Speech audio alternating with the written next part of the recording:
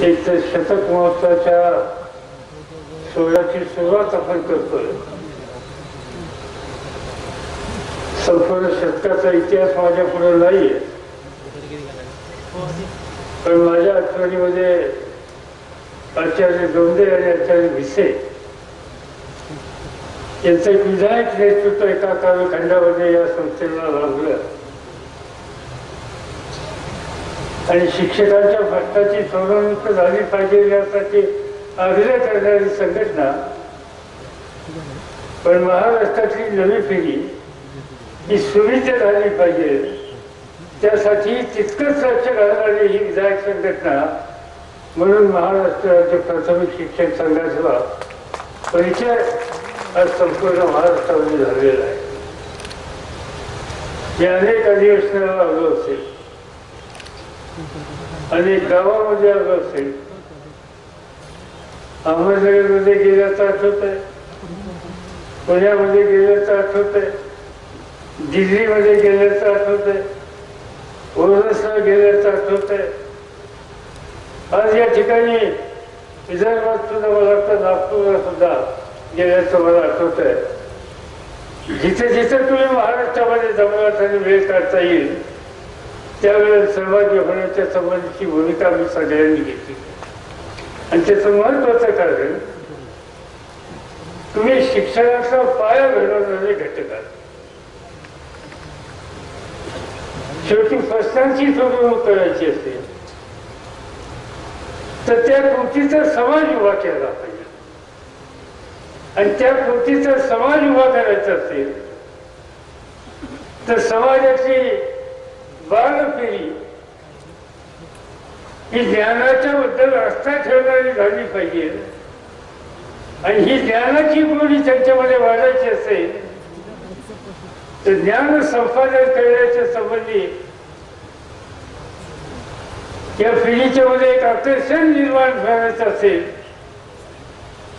तर या मुलांची मानसिकता लक्षामध्ये घेऊन त्यांना हळूवारपणानं ज्ञान त्यांच्याकडे पोहोचवण्याचं काम करणारी उत्तम शिक्षकांची पिढी ही एका दृष्टीने महत्वाची सामाजिक गरज आहे आणि ते काम तुम्ही करताय आणि त्यासाठीच आम्ही तुमच्या पाठीशी वाढायची भूमिका ही जाणीवपूर्वक घेत असतो.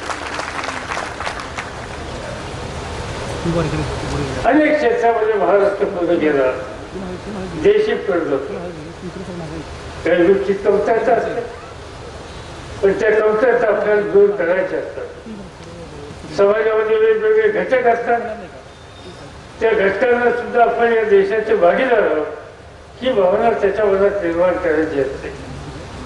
आणि या सगळ्या प्रयत्नातून समाजाचा एक थर उंचावण्याच्या संबंधीची खबरदारी ही राज्यकर्त्यांना घ्यावी लागते आणि त्या कामामध्ये सहकार्य देण्याच्या संबंधीची भूमिका समाजाच्या सगळ्या जाणकार घटकांनी दिली पाहिजे.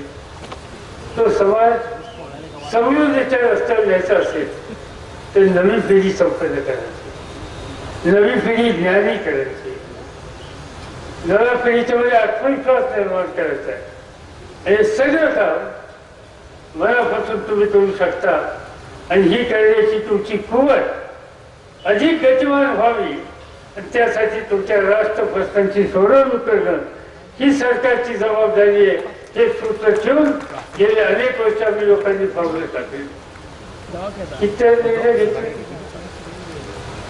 अजूनही लोक सगळ्या महाराष्ट्रामध्ये बोलतात. मला आठवतं की मी राज्याचा मंत्री असताना कर्मचाऱ्यांचा संप झाला. काय मागणी होती?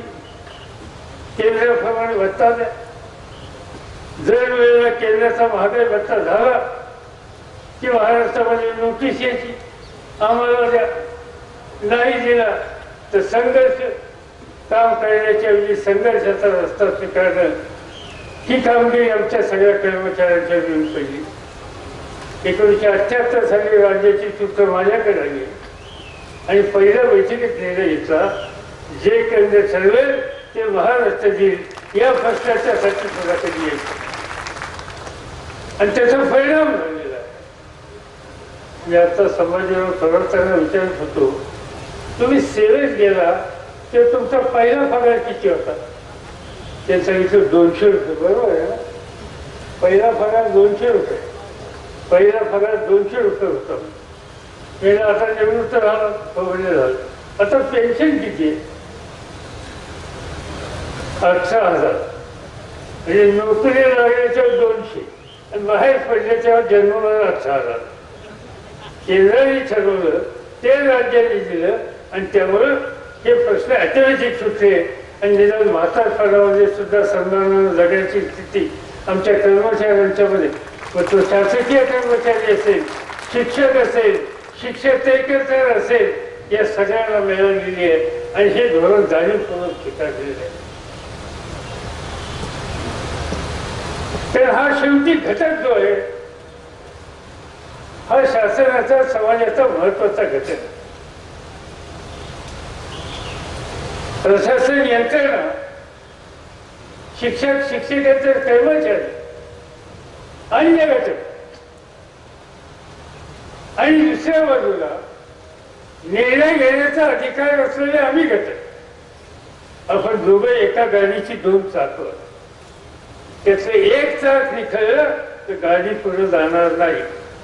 आणि म्हणून ती गाडी चाललीच पाहिजे. आणि त्याचं जे चाक आहे कर्मचाऱ्यांचं, ते व्यवस्थित चालवायचं असेल तर राष्ट्रभ्रष्टाची सोडवणूक करून त्याच्यामध्ये वंगण घातलंच पाहिजे. ते वंगण ज्यावेळी देऊ तेव्हा गाडी सरळ चालेल. आणि म्हणून हा राष्ट्रभ्रष्ट सोडवायला जयंतरावांनी लक्ष घालायची तयारी ठेवलेली आहे.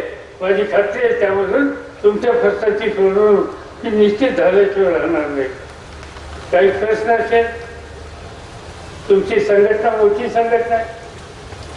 माझ्या समजुतीने 75% तुम्ही, 25% इतर. तुम्ही अनेक वर्षापासून बघतो.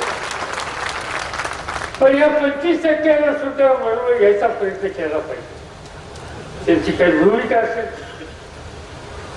जमलं तर आम्ही हा प्रयत्न करू की या सगळ्या संघटना आहेत त्या संघटनांना जयंतरावांच्या मार्गदर्शनाने एकत्र बोलू, माझ्या उपस्थितीमध्ये बसू, जिथे संपवता येईल तिथे संपू.